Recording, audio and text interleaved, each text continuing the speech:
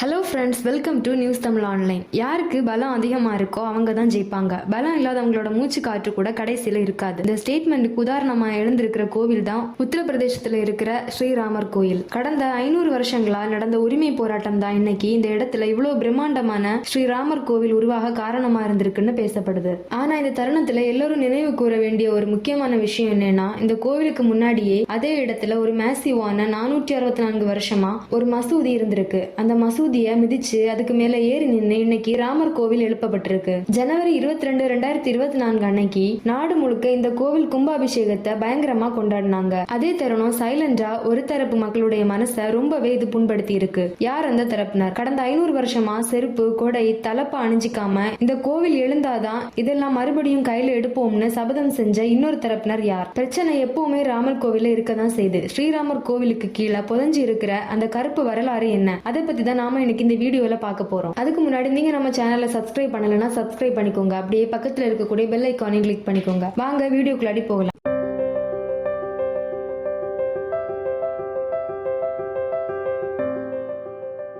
செஞ்சு ஹோமம் நடத்தி திருக்கல்யாணம் பண்ணி மக்கள் கடைசியில மொய் வச்சுட்டும் வந்திருக்காங்க. இதை லைவா டெலிகாஸ்டும் பண்ணிருக்காங்க. இந்தியால ராமர் கோயிலை விடவும் மிக சிறந்த கோயில்கள் இருக்கு. ஆனா அந்த கோயில்களை விடவும் ராமர் கோயிலுக்கு விளம்பரங்கள், பிரச்சாரங்கள் ரொம்பவே அதிகமா இருந்தது. இத பண்ணவங்களோட முக்கிய நோக்கமே ராமர் அயோத்தியில தான் பிறந்தாரு அப்படிங்கறத நிரூபிக்கிறதுக்காகத்தான். அது மக்கள் மனசுல ஆழமா பதியணும். ஆனா ஹிஸ்டரின்னு ஒண்ணு இருக்குல்ல, அது வேற ஒரு கதை சொல்லுது. 2000 வருஷங்களுக்கு முன்னாடி தமிழகத்துல இருந்து செம்பவளம் அப்படிங்கிற ஒரு இளவரசி கொரிய நாட்டுக்கு பயணம் செஞ்சு கொரிய மன்னரை திருமணம் செஞ்சாங்க. ஒரு தமிழ் பெண் கொரிய மண்ணில கால் பதித்த பிறகுதான் கொரிய மொழியில தமிழ் மொழியோட கலப்பு ஏற்பட்டு இன்னைக்கும் கொரிய பாஷையில பல வார்த்தைகள் தமிழ் வார்த்தையில இருக்கு. இப்படி ஒரு லெஜெண்டரி குயின் 2000 வருஷங்களுக்கு முன்னாடி தமிழ்நாட்டுல இருந்து கிளம்பி போய் கொரியால வாழ்ந்திருக்காங்க. ஆனா அப்படிப்பட்ட ஒரு இளவரசிக்கு மெமோரியல் உத்தரப்பிரதேசத்துல இருக்கிற அயோத்தியாவில தான் கட்டப்பட்டிருக்கு. ஆனா கட்டப்பட வேண்டிய இடம் நம்ம தமிழ்நாடு. வருஷா வருஷம் கொரியன்ஸ் அயோத்திக்கு டிராவல் பண்ணி போய் இந்த பர்டிகுலர் மெமோரியலை வொர்ஷிப் பண்ணிட்டு வராங்க. சரி, அப்படியே இருந்தாலும் 2000 வருஷத்துக்கு முன்னாடி இருந்த அயோத்தியான ஒரு இடம் உத்தரப்பிரதேசத்துல இருந்ததே கொஸ்டின் மார்க் தான். கிட்டத்தட்ட 1400 வருஷத்துக்கு முன்னாடி குப்தா பேரரசு இந்தியாவோட வடக்கு பகுதிகளில் முழுக்க ஆக்கிரமிக்கிறாங்க. அந்த பீரியட்ஸ்ல குப்தர்கள் தங்களோட தலைநகரத்தை உத்தரப்பிரதேசத்துல இருக்கிற ஒரு பகுதிக்கு மாத்துறாங்க. அந்த பகுதிக்கு சகைதானும் பேர் இருந்திருக்கு. அதை சேஞ்ச் பண்ணிட்டு அயோத்தின்னு பேர் மாற்றம் செய்யறாங்க. அப்போ உண்மையான அயோத்தி யூபியில இல்லைன்னா ராமர் பிறந்த உண்மையான இடம் எது? இந்த கேள்விக்கு பதிலா பல பேர் இதிகாச புராணங்களை முன்வைப்பாங்க.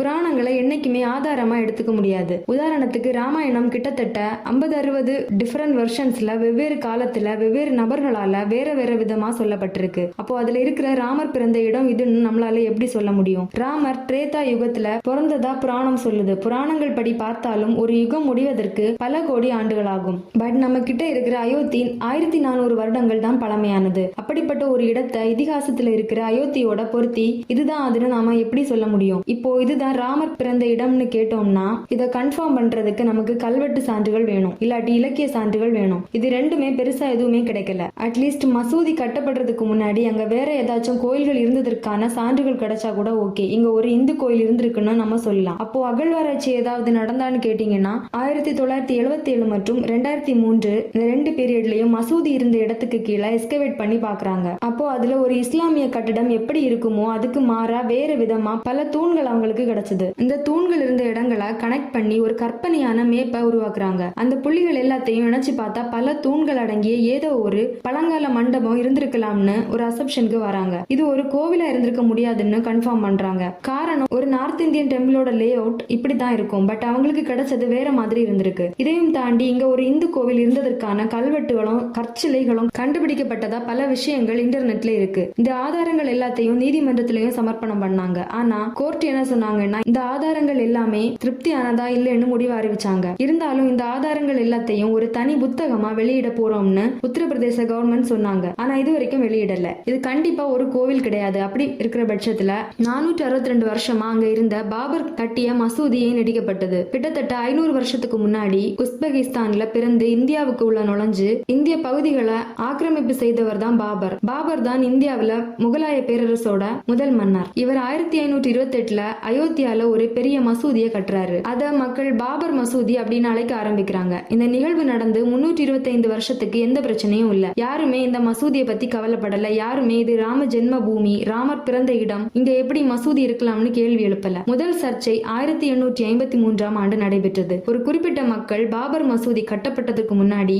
இங்க ஒரு இந்து கோவில் இருந்ததாகவும் அது இடிக்கப்பட்டதாகவும் பிரச்சனையை கிளப்புறாங்க. இதுதான் எல்லாத்துக்குமே துவக்க புள்ளியா இருந்திருக்கு. நாளுக்கு நாள் இந்த பிரச்சனை அதிகரிக்கவே 1859ல பிரிட்டிஷர்ஸ் இந்த மசூதியை சுத்தி ஒரு இரும்பு வேலியை போட்டுட்டு வேலிக்கு உள்ள இஸ்லாமியர்கள் தொழுகை நடத்தவும் அதுக்கு வெளியே இந்துக்கள் வழிபடவும் அனுமதியும் கொடுக்கறாங்க. நல்லா கவனிச்சு பார்த்தோம்னா இது ஒரு இந்து கோவில் இருந்திருக்குன்னு தான் பிரச்சனை ஸ்டார்ட் ஆகுது. ஆனா அது ராமர் கோவில்னு எங்கேயுமே யாருமே சொல்லல. 1949ல நேரு பிரதமரா இருக்க யூபிய கோவிந்த் பல்லபா பேன் இவர் முதலமைச்சரா இருந்து ஆட்சி பண்றாரு. இந்த டைம்ல தான் பிரச்சனை மறுபடியும் தொடங்குது. ஒரு சிலர் இரவோடு இரவா மசூதி சுவர் ஏறி குதிச்சு உள்ளுக்குள்ள ராமர் சிலையை வச்சுட்டு வெளியே வந்துட்டாங்க. விடிஞ்சதும் ராமரே அவரோட சொந்த பூமிக்கு வந்துட்டதாவும் இது ராம ஜென்ம பூமின்னு பிரச்சாரம் பண்ண ஆரம்பிக்கிறாங்க. இந்த நிகழ்வு பெரிய பிரச்சனையா இரு மத தரப்பினருக்கிடையே அதிகரிக்குது. இதனால அரசாங்கம் இந்த மொத்த வளாகத்தையும் சீல் வச்சு மூடுறாங்க. நீதிமன்றத்துல இதுக்கு ஒரு முடிவு வழங்கப்படுற வரைக்கும் யாருமே இந்த வளாகத்துக்குள்ள போகக்கூடாதுன்னு தடை விதிக்கப்படுது. இவ்வளவு பிரச்சனை நடந்தும் வெறும் பேச்சுவார்த்தையா மட்டுமே இந்து முஸ்லிம்களுக்கிடையே இது நடந்துட்டு இருந்துச்சு. இது ஒரு பெரிய பூகம்பமா மாற முக்கியமான காரணமா இருந்தது 1984வது ஆண்டுல நடத்தப்பட்ட ஒரு ரத யாத்திரை. அந்த டைம்ல ராமர் கோயில் கட்டியே ஆகணும்னு ஒன்றிணைந்த ஒரு இந்து குழு ராம ஜென்ம பூமி முக்தி சமீதுன்னு ஒரு இயக்கத்தை அமைச்சு மோட்டார் பொருத்தப்பட்ட ஒரு தேர்ல கூண்டுக்குள்ள ராமரை அடைக்கப்பட்ட மாதிரி ஒரு ஊர்வலத்தை பீகார்ல இருந்து அயோத்தி வரைக்கும் நடத்தினாங்க. தங்களோட தெய்வங்களை இப்படி பார்த்த மக்களுக்குள்ள ஒரு உணர்ச்சி பொங்குச்சு. கோவில் கட்டியே ஆகணும் அப்படின்னு ஒரு உணர்வு தோன்றியது. மசூதி இருக்கிறது தான் பிரச்சனைன்னு அவங்கள நினைக்க வைக்குது. மறுபடியும் 1990ல ஒரு தேசிய கட்சியோட தலைவரா அந்த டைம்ல இருந்த நபர் விஹெச்பின்னு சொல்லப்படுற விஸ்வ ஹிந்து பரிசாத் இயக்கத்தோட இணைந்து ஒரு ரத யாத்திரையை நடத்துறாரு. இப்போ ஒரு மசூதிக்கு எதிராக மாபெரும் தேசிய இயக்கமும் மாபெரும் இந்து இயக்கமும் சேர்ந்து ரெண்டும் கை கோக்குது. இதோட விளைவா 1992 டிசம்பர் 6ஆம் தேதி 1.5 லட்சம் ஹிந்துஸ் அயோத்தியில இணைஞ்சு ஒரு பேரணியை நடத்தினாங்க. அந்த பேரணியை பயன்படுத்தி பாபர் மசூதிக்குள்ள நுழைஞ்சு 464 வருஷம் பழமையான அந்த கன்ஸ்ட்ரக்ஷனை இடிச்சு தரமட்டம் ஆக்குறாங்க. இந்த நிகழ்வால நாடு கொந்தளிச்சது.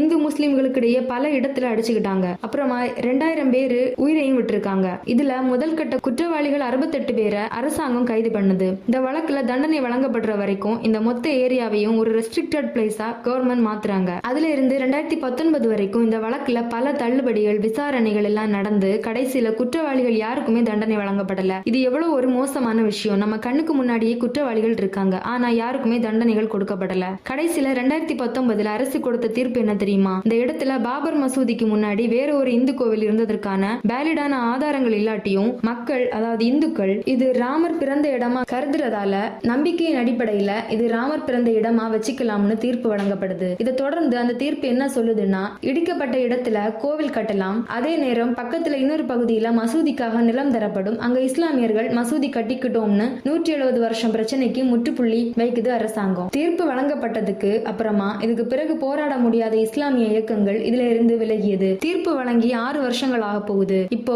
அயோத்தியில என்ன நடந்துட்டு இருக்கு? 2019ல தீர்ப்பு வருது. 2020ல கோவில் கட்ட அடிக்கல் நாட்டப்பட்டது. ராஜஸ்தான்ல இருந்து ஒரு ரேர் ஸ்டோன் இனிமேல் எடுக்கவே கூடாதுன்னு ரெஸ்ட்ரிக்ட் பண்ணப்பட்ட ஒரு அரிய வகை கல்ல இந்த கோவிலுக்காக ஸ்பெஷல் பர்மிஷன் வாங்கி டன் கணக்குல கொண்டு வரப்பட்டு கோவில் கட்டுமான பணிகள் தொடங்கப்பட்டுச்சு. இந்தியா முழுக்க வெவ்வேறு இடத்துல இருக்கிற சிற்ப கலைஞர்கள், ஓவிய கலைஞர்கள், ஆர்கிடெக்ட்ஸ் இப்படி பல பேரை ரெக்ரூட் பண்ணி 1800 கோடிக்கு மேல செலவு செய்யப்பட்டு இந்த கோவிலோட பணிகள் முடிய போகுது. ஒரு டைம் கேப்சியூல இந்த கோவிலோட பல 100 ஆழத்துக்கு அடியில இவங்க புதைச்சு வச்சிருக்காங்க. இந்த கேப்சியூல்ல இந்த கோவில் பத்தியும் இந்த இடத்தை பத்தியும் பல இன்ஃபர்மேஷன்ஸ் ஸ்டோர் பண்ணி வச்சிருக்காங்க. எதுக்குன்னா ஃபியூச்சர்ல இந்த மொத்த கோவிலும் அழிஞ்சாலும் இந்த டைம் கேப்சியூல யாராச்சும் கண்டுபிடிச்சா இதுதான் ராமர் பிறந்த இடம்னு அவங்க தெரிஞ்சுப்பாங்களாம். கொடுக்கப்பட்ட இடத்துல அரசு அனுமதியோட அரசு நிதியோட கோவில் கட்டியாச்சு. இந்தியாவோட மூலை முடுக்கெல்லாம் இருக்கிற சின்ன சின்ன ராமர் கோவில்கள்ல விழா எடுத்து கோவிலை விளம்பரப்படுத்தியாச்சு. முக்கியமான இன்னொரு விஷயம் என்னன்னா, நீதிமன்ற தீர்ப்பு படி கொடுக்கப்பட்ட இடத்துல கோவில் கட்டியாச்சு. ஆனா இஸ்லாமியர்களுக்கு கொடுக்கப்பட்ட